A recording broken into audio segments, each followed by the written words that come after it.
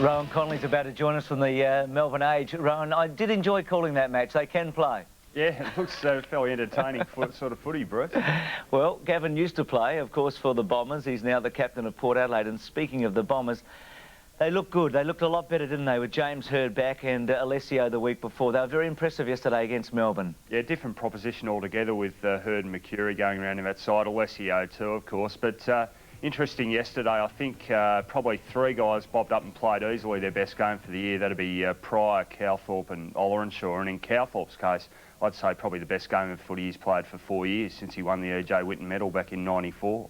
When you look at their forward line, Rohan, and Lucas and Lloyd to add to Alessio, who can play forward, Buick, McCurry, where do you think Hird's going to play most of his football this year? Well, I think he probably had the most significant impact yesterday when he went on the ball in the last quarter. I mean, he just worked his way into the match, got better the longer it went. As you can see there, kicked a handy goal. But that ability to just be able to clear the centre square, he just did it at critical times yesterday. And I think, given that they have Lloyd and Lucas playing up forward, they can really afford to use him in a more damaging on-ball role.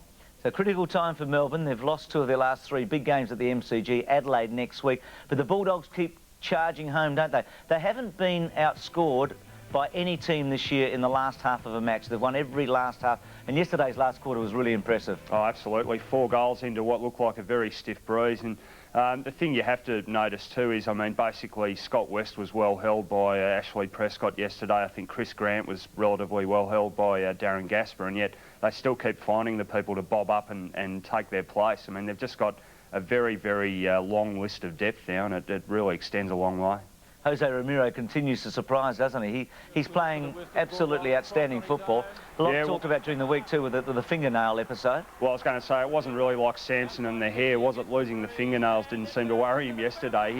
He's just been outstanding this year. And it's a fantastic story because I don't think people realised how good a footballer he was. No, and formerly of North Melbourne, basically had lost his position there and went to the Bulldogs. And Terry Wallace has gone on record as saying that you know, he's his favourite player down there, and he's doing a wonderful job.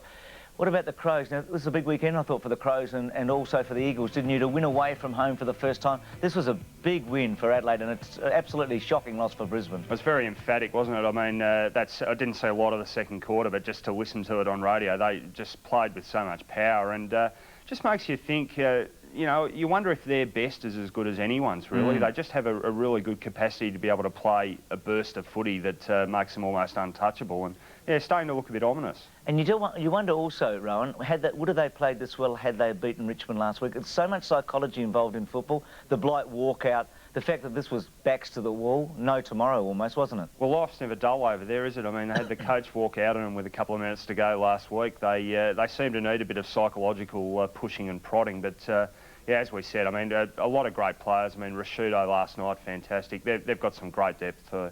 And no better finisher than Jarman. I thought watching the match from Sydney that he was the icing on the cake. I mean, look at this goal here.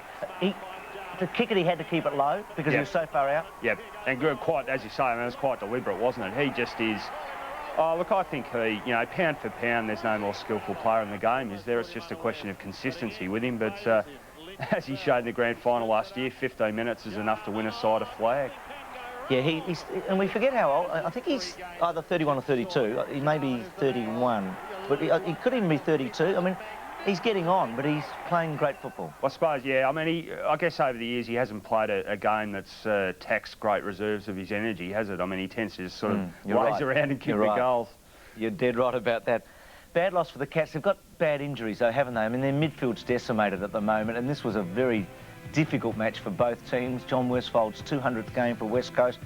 And like Adelaide, they were able to win away from home, and at the end of the year, it's going to be like a double win for them, isn't it? Absolutely. I mean, there was a surprising amount of support for them during the week. I think people sense they're going to be very fired up for Worsfold's 200th, but you probably won't often get more difficult conditions to play footy in than these. And the West Coast love it like that, of course. They just closed it down once they kicked 5 goals in the second quarter. And, yeah, as you say, probably worth 2 wins. And one of those wins that you might look back in retrospect and think it really sort of turned the season for them. They're still a big contender. Sets up a very big match, doesn't it, with the Bulldogs on Friday night in Perth. Oh, well, that'll be fantastic. I mean, similar game last year probably made the Bulldogs season over there. And, yeah, I guess almost a reverse scenario. The Eagles just have to win this one, and Bulldogs have just been on fire.